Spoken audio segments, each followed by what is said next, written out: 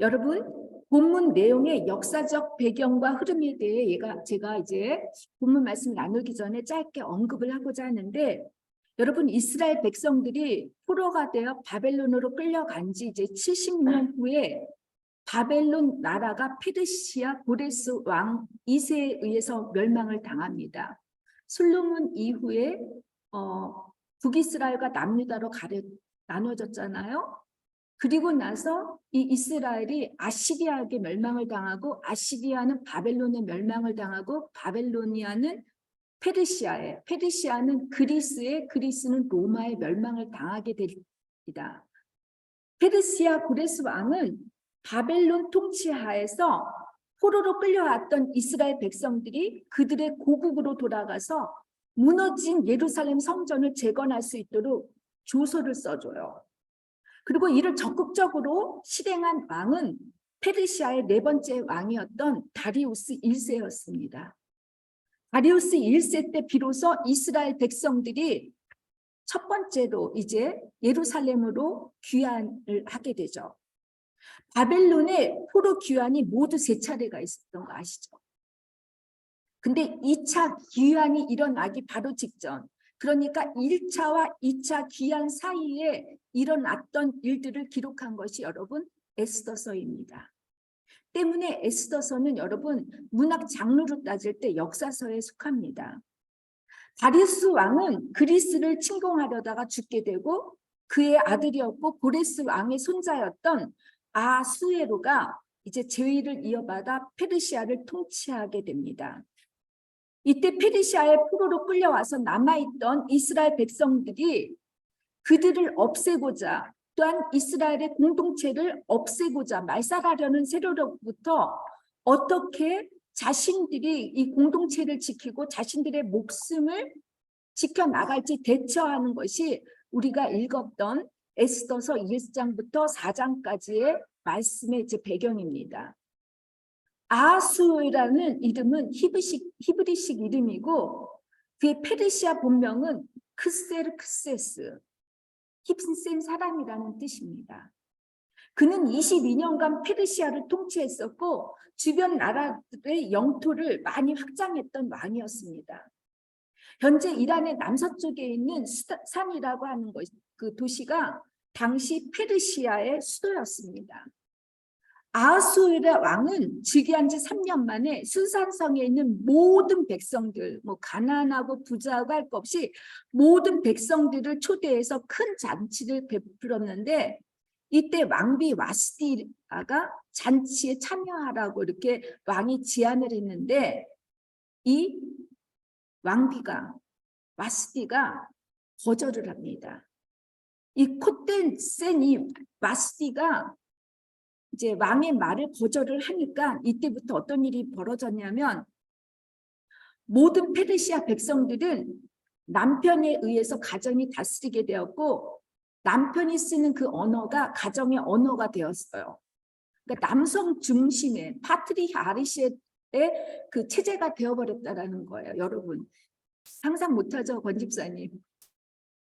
집사님의 남편분께서 권 집사님을 지배한다고 생각해 보세요. 못 견디시죠? 우리가 얼마나 좋은 시대에 태어났습니까? 마스디의 폐위 이후에 아수르의 왕은 새로운 왕비를 이제 뽑기 위해서 전국에 있는 모든 아름다운 처녀를 이제 수산성에 보내라는 이제 조서를 내립니다. 이때 바벨론의 느부갓네살 왕으로부터 이제 포로로 끌려왔던 유대인이었고 수산 궁전의 문직이었던 모르드게가 있었어요. 그 모르드게에게는 어여쁜 사촌 여동생인 에스더가 있었습니다. 그녀는 일찍 부모를 여의고 사촌 오빠인 모르드게의 손에서 입양이 되어서 그의 손에서 이제 아름답게 자라게 되죠. 근데 여러분, 에스더라고 하는 이름은 페르시아의 이름이에요. 별이라는 뜻이에요. 원래 그녀의 히브리 이름은 하다사, 음메와입니다. 에스더는 왕후를 뽑는데 유대인이라는 이 출신 성분을 숨기고 이제 지원을 하죠. 이제 여러 간택된 여자들이 있었을 거 아니에요? 이 여자들이 이제 수산성에서 왕비가 되는 훈련을 받게 되는데 이때 수산성의 궁녀인 궁녀 셰프, 그러니까 우리나라로 말하면 조선시대 상궁과 같은 이 상궁이 있는데 그게 헤게라는 여자예요. 그 여자가 이 에스더를 잘 봐줘요. 그래서 이 여자의 총애와 보호를 받게 되면서 드디어 에스더가 아하수로의 왕비가 됩니다. 이 아하수로 왕은 누구보다도 에스더를 사랑합니다. 그 수산성에 이제 문지기로서 일을 하면서 모르드게는 자기 사촌 여동생 딸과 같은 에스더가 어떻게 잘 지내고 있는지 가끔씩 이게 후궁 근처를 살펴봤던 것 같습니다. 어느 날 모르드게는 우연하게도 왕에게 원할 품은 내시 2명이 왕을 죽이려고 음모를 짜는 것을 이렇게 듣게 되죠. 그래서 이것을 갖다 이제 에스더에게 알려주고 에스더는 아수르 왕에게 알려주면서 왕의 이제 생명을 구원해 주게 됩니다. 자신의 생명에 위험을 느낀 그 아수에로 왕은 보안과 이제 경호를 강화시킵니다. 그리고 나서 하만 장군을 왕의 2인자로 세워요. 그리고 왕은 그의 모든 신하들에게 하만을 보면은 그의 무릎 앞에 절을 하라고 하만에게 자신의 권력을 이양해 줍니다. 이렇게 하니까 하만의 교만이 하늘 높은 줄 모르고 이제 치솟게 되는 거죠. 그래서 모든 사람들이 하만을 보면 무릎을 꿇고 절을 하는데 여러분, 절을 하지 않는 사람이 딱 있었는데 그 사람이 누구냐? 모르드게였어요. 하만은 이에 대해서 앙심을 품고 모르드게의 뒷조사를 하라고 이제 시켜요. 근데 우연하게도 모르드게가 유대인 출신 성분을 갖고 있었어요. 하만은 유대인 민족을 다 말살하려고 하는 계획을 세웁니다. 그의 계획은 어떠했었냐면 아하수르 왕에게 유대인 민족을 없애기만 해주면 왕의 금고에 자기가 은 10,000달란트를 주겠다라는 거예요. 은 1달란트가 한 우리나라 돈으로 한 4억 2천만 원 정도 된다고 해요. 그러면 은 10,000달러면은 한 조원 되겠죠. 한 1조 원 정도 될 것 같은데 여러분 이 아하수르의 왕은 이제 하만의 그 돈에 대한 제한에 마음이 약해져 가지고 하만에게 그 일을 실행하도록 자신의 왕의 인장 반지를 줍니다. 유대인의 민족의 운명을 하만의 손에 맡겼던 것이죠. 여러분 역사적으로 보면 반유대주의, 안티세미티스무스는 아마 이때 생겨난 것 같아요. 히틀러가 집권하기 전에 이미 유럽의 모든 나라에서는 반유대적인 감정들이 있었습니다. 이 틈을 노리고 히틀러가 모든 유대인들을 죽이려고 했던 것인지도 모르겠어요. 우리가 사도행전을 배울 때 이미 로마에서 유대인들을 다 추방시키는 일들이 일어나지 않습니까? 히틀러의 유대인의 이 말살 정책으로 인해서 홀로코스트에서 목숨을 잃은 유대인들만 600만 명이었던 거예요. 하만의 그 반유대적인 프로파간다로 유대 민족이 멸절 위기에 처하게 된 것을 알아차린 모르드게와 에스더가 이제 어떻게 반응을 하고 대처하는지 우리가 지금 방금 전에 읽었던 내용입니다. 먼저 여러분 제가 본문 말씀을 묵상하기 전에 우리가 반드시 짚고 넘어가야 할 에스더의 3가지 특징이 있는 것을 제가 이제 여러분에게 언급해 보겠습니다. 에스더에서의 특징이 하나는 처음부터 끝까지 읽어보시고 오신 분 계십니까? 영주장님 최고. 처음부터 끝까지 읽으면 여러분 하나님이라는 이름이 한 번도 언급된 적이 없어요. 에스더서에는. 그래서 이 때문에 에스더서를 정경에 66권에 포함해야 되는지 논란이 많았었어요. 그리고 에스더라는 이름이 유대인 이름이 아닌 페르시아 이방인의 이름이었기 때문에 이걸 정경에 포함할지 말아야 될지 이제 토론이 되게 심했고 마틴 루터 같은 사람은 아예 에스더서를 정경에서 빼자고 했던 사람이고 칼빈 같은 사람은 에스더서를 설교에 절대로 언급을 안 했어요. 그럼에도 불구하고 유대교 랍비들은 그 암리아 종교회의에서 에스더서를 정경에 포함시키는데 그 이유는 여러분 문학성이 뛰어난 데다가 여러분도 아시다시피 에스더 하면 같이 떠오르는 인물 여자가 누구 있겠습니까? 루드 아닙니까? 이 두 여인이 구약 성경에서 주체가 되잖아요. 그래서 이를 여성을 통해서도 하나님, 남성만이 아닌 여성을 통해서도 하나님의 구원의 역사가 이루어진다고 해서 또 이 예루살렘, 이스라엘에서만 이 일이 일어난 게 아니라 페르시아, 이방인 땅에서도 하나님의 언약이 이루어진다라는 것을 강조하기 위해서 이제 이 에스더서를 정경에 포함시킵니다. 에스더서를 정경에 포함시킨 또 하나의 중요한 이유는 하나님의 섭리는 우열이라는 옷 속에 가려져 보이지 않지만 하나님의 사람들을 통해서 직접 역사를 주관하시고 개입하신다는 것이에요. 하나님 이름이 없지만 하나님이 일을 하신다는 것이죠. 다시 말해서 하나님께는 우연이라는 것이 없다는 거예요. 지금 우리가 겪고 있는 일들, 헤아리기 어려운 일들, 우리의 눈엔 전혀 하나님이 일하시지도 않고 하나님의 손길이 허약하고 무력해 보이고 모든 일들이 보이고 사소한 일들처럼 보일지라도 이스라엘 백성들을 하만의 손에서 구원해 주셨던 것처럼 하나님은 우리들을 늘 돕고 보호해 주신다는 것이죠. 그래서 언젠간 보이지 않았던 그 하나님의 섭리가 깨닫게 되고 또 살아계신 하나님을 우리가 볼 수 있게 된다는 것이 에스더의 특징입니다. 두 번째 에스더의 특징에 대해서는 하만과 모르드게의 인물에 관한 것이에요. 하만은 여러분 아멜렉 족속의 사람이었습니다. 이스라엘이 이제 가나안 땅에 들어갔을 때 하나님께서 이제 아멜렉 족속이 이스라엘을 침범을 해요.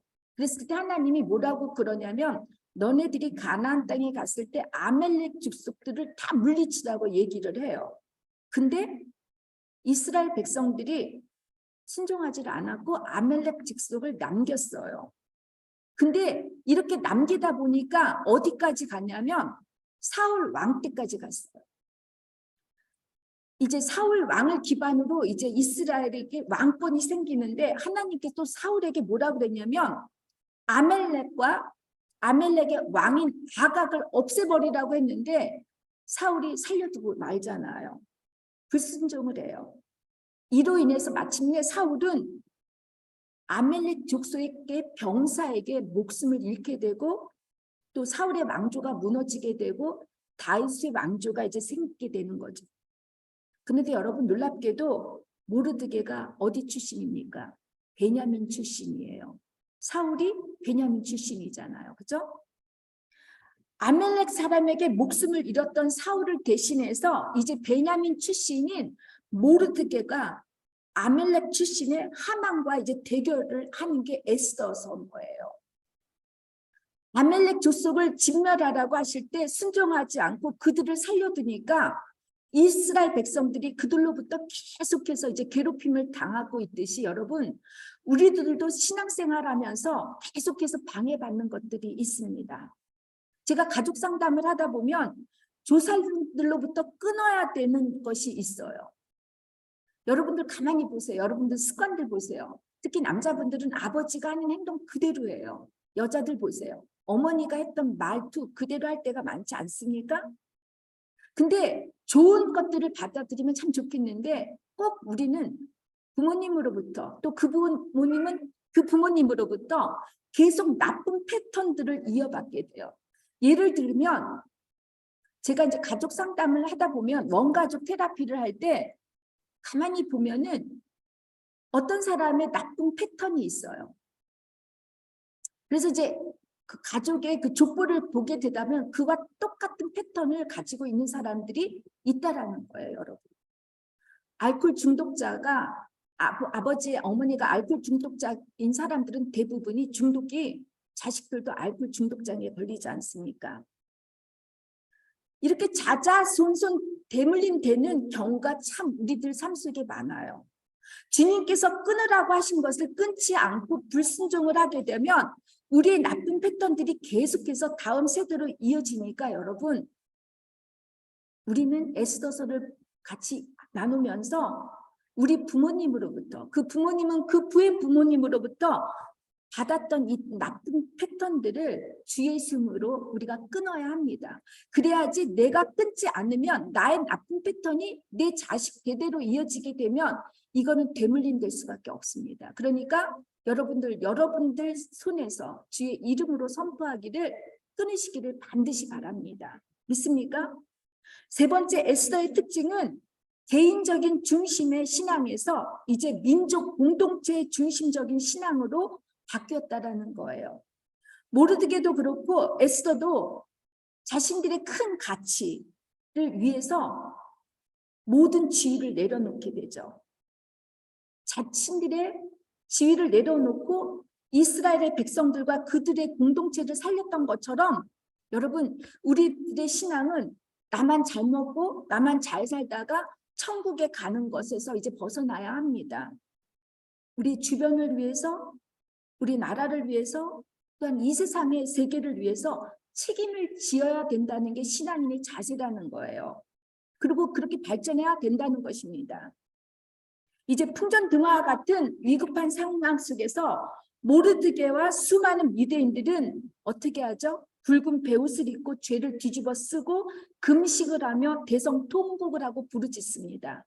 굵은 베옷은 슬픔이나 애도를 의미하는 것이고 죄는 회개를 의미하는 것입니다.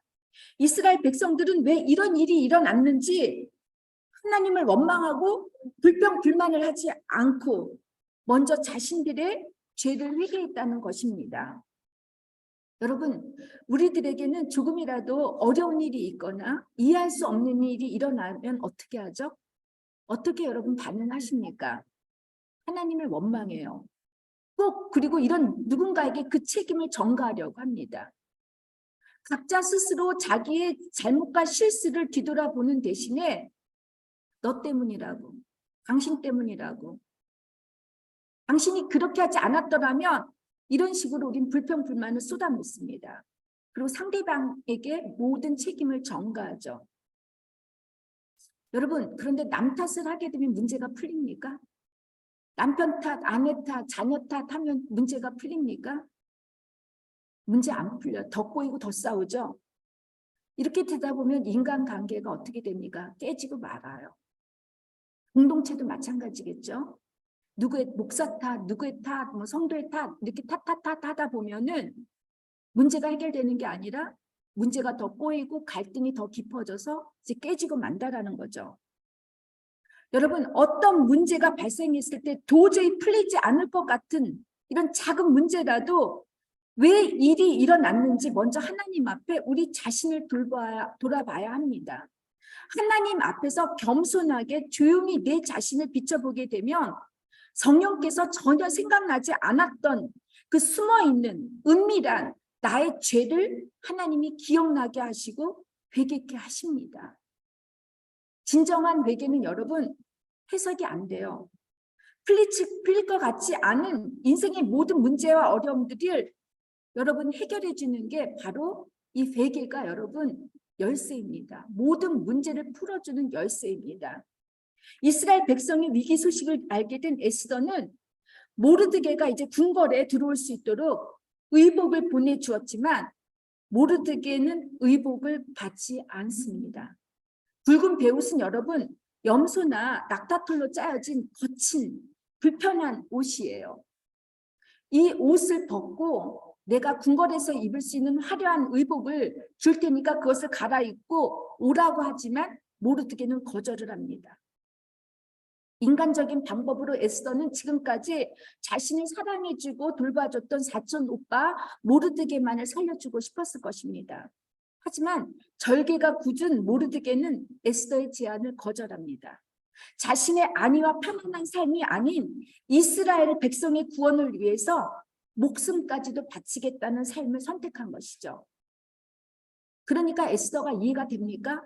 그녀는 왜 모르드게가 왜 이렇게 반응을 하는지 알아보려고 왕의 내시인 하닥에게 이제 심부름을 시켜요. 궁궐 밖 광장에 있는 모르드게를 발견한 하닥에게 모르드게는 하만의 계략으로 이스라엘 백성들이 이제 다 죽게 되었다라는 이런 소식, 자초지정을 다 알려주죠. 이를 또 뒷받침해줄 왕의 조소, 그러니까 초본, 뭐 복사본이겠죠? 에스더에게 전달해달라고 이렇게 부탁을 합니다. 하닥으로부터 서신을 받은 에스더는 자신이 왕으로서 할 수 있는 일이 하나도 없다며 모르드에게 이제 알려줘요. 그녀는 아하수르 왕에게 대한 그 경호가 이제 너무너무 심해졌으니까, 강화되었으니까 왕으로부터 부름을 받지 않은 자는 모두가 이제 죽게 돼요. 왕후도 예외가 없어요. 그리고 자신도 30일 동안 왕을 만나지 못했기 때문에 왕에게 연락을 하는 것은 불가능하다고 이런 현실적인 상황을 소상히 알려줍니다. 모르드게 입장에서 볼 때는 핑계 아닌 변명 아닌 그렇게 들렸을 거예요. 여러분, 에스더의 심정이 오늘 우리의 심정이 아닐까요? 누군가 우리의 도움이 필요할 때 혹시 피해를 보는 것은 아닐까? 몸을 사리게 되지 않습니까?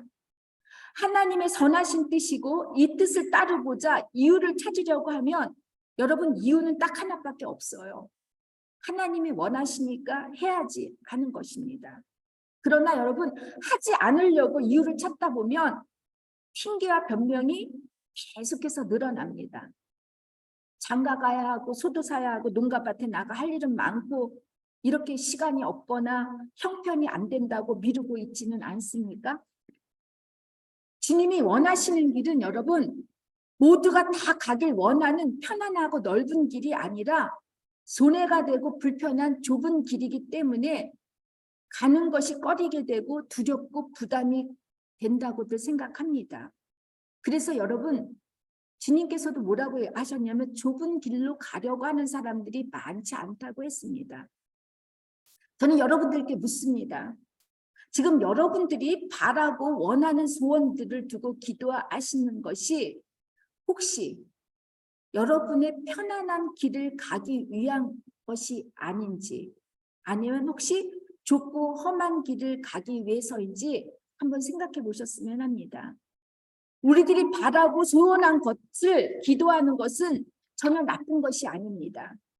하나님의 자녀인 우리가 아버지인 하나님께 무엇이든지 간구하고 구하는 것은 당연해요. 그리고 이게 하나님의 자녀로서의 특권입니다. 그러나 에스더처럼 우리가 구하는 것이 다른 사람을 배려하지 않고 다른 사람을 제외시키고 나만, 내 가족만 살아남기 위한 거라면 이것은 정말 신앙적으로 이기적이고 편협적이라는 것이죠. 이런 수동적인 에스더의 반응에 모르드게는 13절과 14절에 다음과 같이 말을 하는데, 첫 번째, 왕비인 당신이 아무 일도 하지 않고 잠잠히 있더라면 하나님께서 다른 사람을 통해서라도 구원의 사역을 이루어 가실 거라고 이렇게 얘기를 합니다. 여러분, 우리에게 맡겨준 사명을 우리가 감당하지 않을 땐 우리에게 주신 그 잔을 하나님께서 다른 사람에게 옮겨주신다는 거예요. 다시 말해서 내가 해야 할 기회를 놓치고 방관하고 무시하고 순종하지 않으면 주님이 그것을 빼앗아서 다른 사람에게 준다라는 거예요.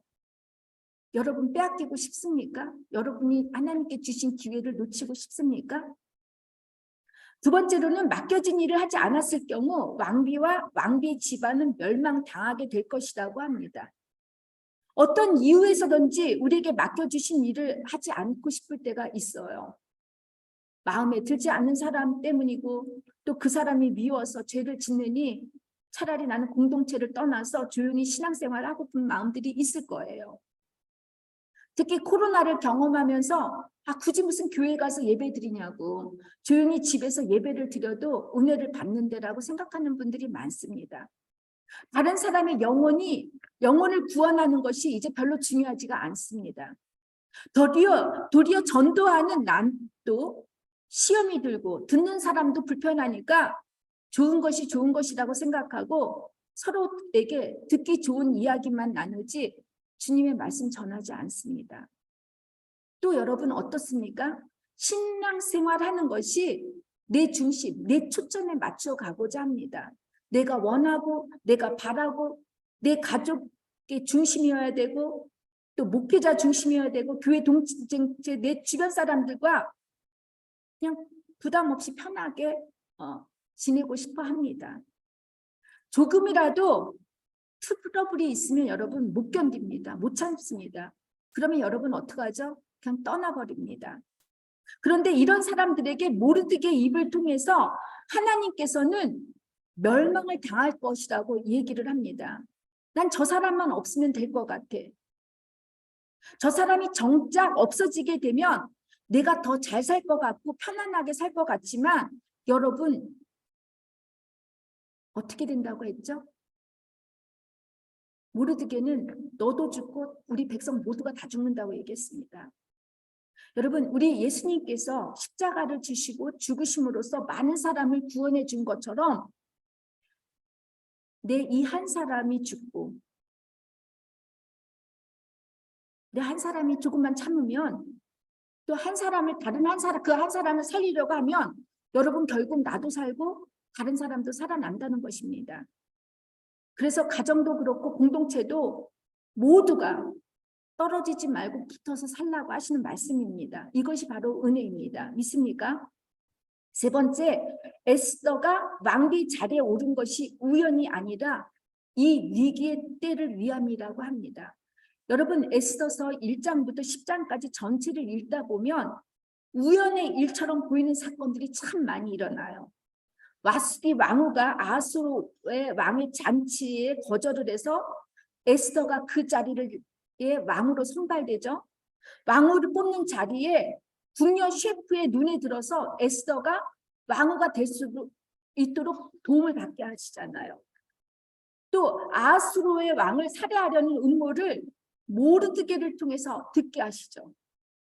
아하수에로가 불면증에 걸렸을 때 이제 모르드게가 자신을 구원해 준 걸 까맣게 잊어버리다가 불면증에 걸려서 잠을 못 잘 때 갑자기 모르드게가 자기를 살려준 목숨을 살려준 일을 기억나게 하십니다. 또 아하수에로가 모르드게에게 상을 주려는 순간 하만이 자기에게 받을 거라고 생각하고 자기가 죽을 거는 생각 못하고 왕궁에 들어가요. 또 이제 자기 하만이 목숨이 위협하니까 에스더의 침실에 가서 살려달라고 막 비는데 이 아하수르 왕이 그 사이에 침실에 들어가서 자기 눈으로 보니까 하만이 자기의 아내인 에스더를 성폭행을 하는 줄 알고 이제 하는 이 모든 일들이 여러분 우연 같은 일들이 벌어진다라는 거예요. 여러분 제가 이렇게 오랫동안 살아보니까 우연이란 일이 없어요. 하나님의 섭리 안에서 있는 것 같아요. 우리 삶 속에서도 일어나는 사건들이 여러분 우리가 마음먹은 대로 우리가 원하고 뜻한 대로 계획한 대로 이루어집니까? 이루어지지 않잖아요. 여러분 우리의 운명은 하나님의 손에 달려 있다는 것이에요. 저는 감리교 신자로 이제 부모님으로부터 이제 모태신앙으로 자랐는데 감리교는 이제 장로교와 틀리 자유의지론이 되게 강조를 많이 하는데 제가 점점 이제 나이가 들고 신앙생활을 해보면서 자유의지론보다는 예정론, 모든 것이 하나님의 손안에 내가 있었구나. 심지어 나의 잘못까지도 실수까지도 하나님 손에 있었다라는 게 느껴져요.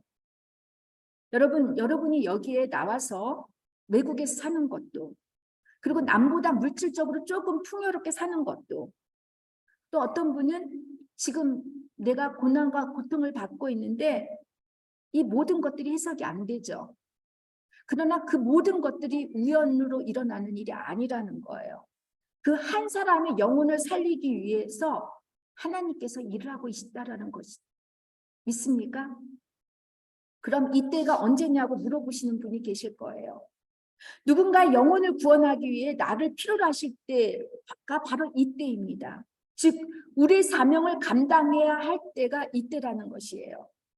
에스더가 왕후가 된 것은 분명 성국이고 축복입니다.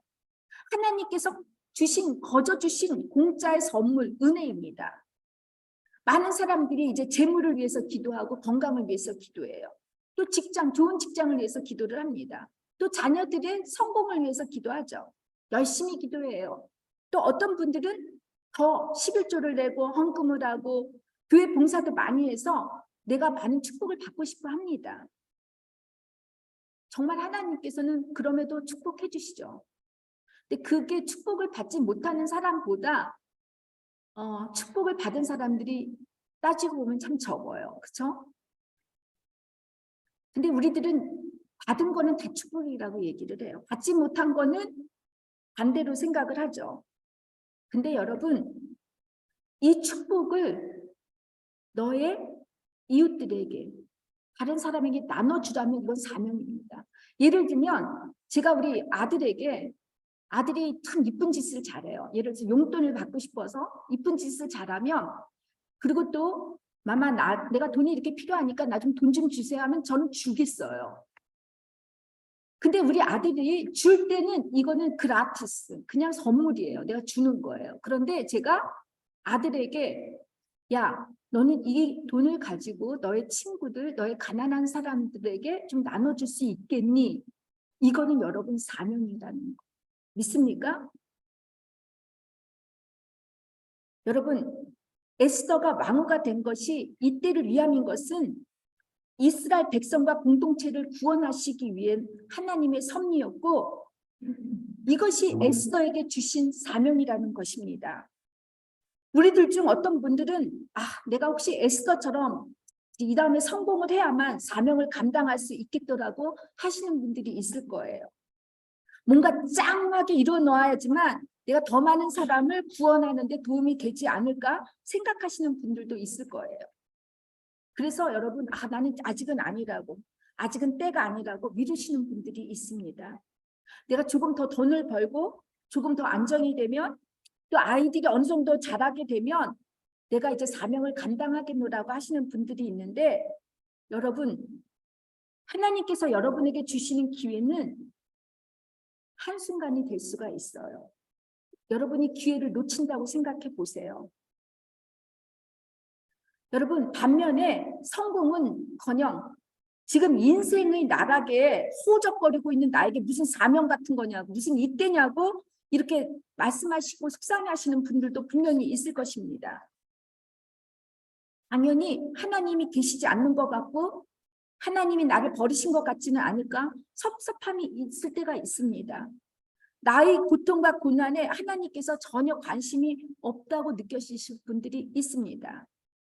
그러나 여러분, 주님의 십자가의 고통과 고난이 나를 살리셨던 것처럼, 나의 아픔과 고난을 이길 수 있는 힘이 된 것처럼, 여러분이 지금 겪고 있는 고난이 다른 사람의 영혼을 살리는데 약재가 되고 있다라는 것, 이것이 사명이라는 것입니다. 여러분, 사명은 큰 것이 아니에요. 이때를 위함이라는 게, 제가 우리 교회 어떤 분을 제가 잠시 말씀을 드리자면, 제가 정말 힘들었을 때, 지난 가을에 감기로 코로나로 엄청나게 이제 독감에 또한 일로도 지쳤을 때, 그 어떤 분이 저에게 매일같이 문자를 보냈어요. 목사님, 뭐 먹고 싶은 거 없는지 갖다 주시고. 근데 그게 저한테 얼마나 위로가 됐고 목회자로서 제가 살아가는데 힘이 됐는지 몰라요. 그래서 제가 이제 모든 일정이 결정이 되고 나서 제가 생각을 해봤어요. 이분한테 제가 너무 고마운 거예요. 물론 여러분들 모두가 기도를 해주셨지만 참 이 작은 것 하나가 저를 살리더라고요. 목회자인 저를 살리더라고요. 여러분, 에스더는 이제 지체할 수가 없었습니다.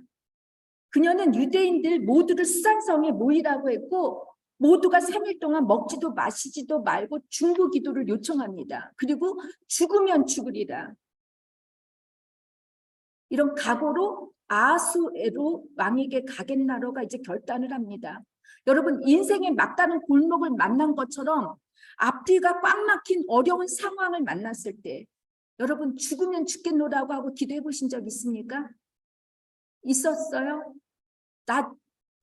나이 까무러치고 난 뭐 죽기 아니면 까무러치기다라는 마음으로 심정으로 기도해 보신 적 있습니까? 없으시다면 여러분 한번 뭐 여러분의 고난이 그렇게 세지 않을 수도 있고 정말 여러분 위급한 상황, 죽기 아니면 안 된다라는 심정으로 기도할 때가 있습니다. 저는 여러분이 우리가 누군가를 위해서 기도할 때 이런 심정으로 기도해 주셨으면 좋겠어요. 내 일처럼. 그러면 하나님께서는 어떻게 하시죠? 모든 상황을 역전케 해주십니다.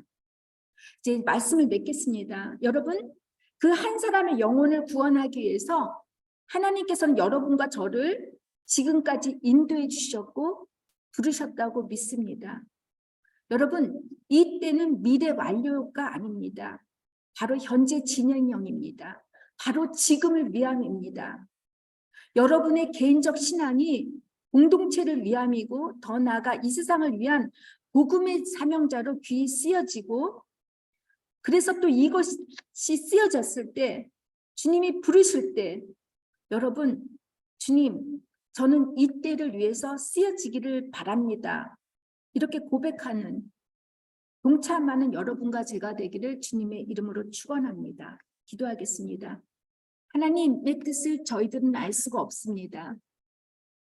그러나 우리들은 한국에 살고 있는 그 어떤 사람보다 어쩌면 특별한 선택을 받고 이 외국 땅에 나와 있는지 모릅니다. 우리에게 주신 여러 가지 사명들이 있습니다.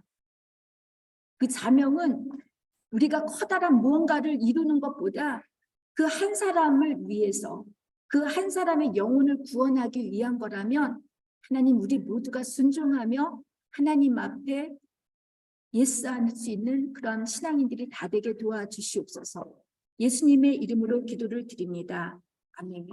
자, 이 시간은 다 같이 준비하신 찬양 혹지 8장 부르시면서 우리 준비하신 헌금 하겠습니다.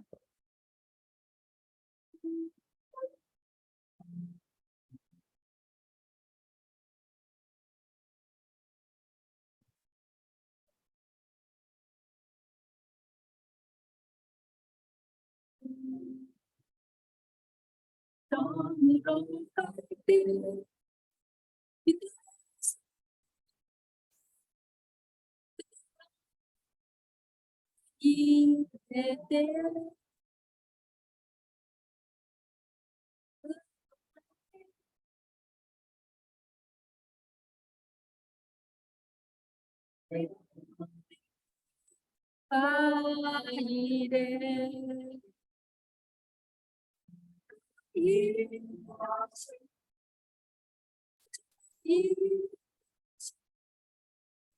아이래 아끼지 않는 자에게 주가 일하시네 주가 일하시네 신뢰하며 걷는 자에게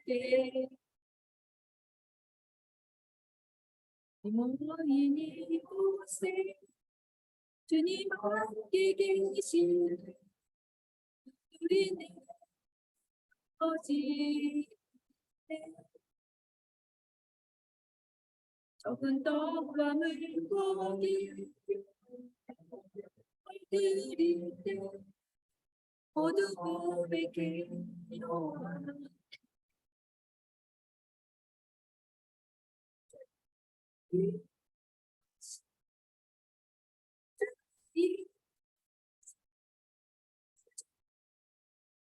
이지 않는 자에게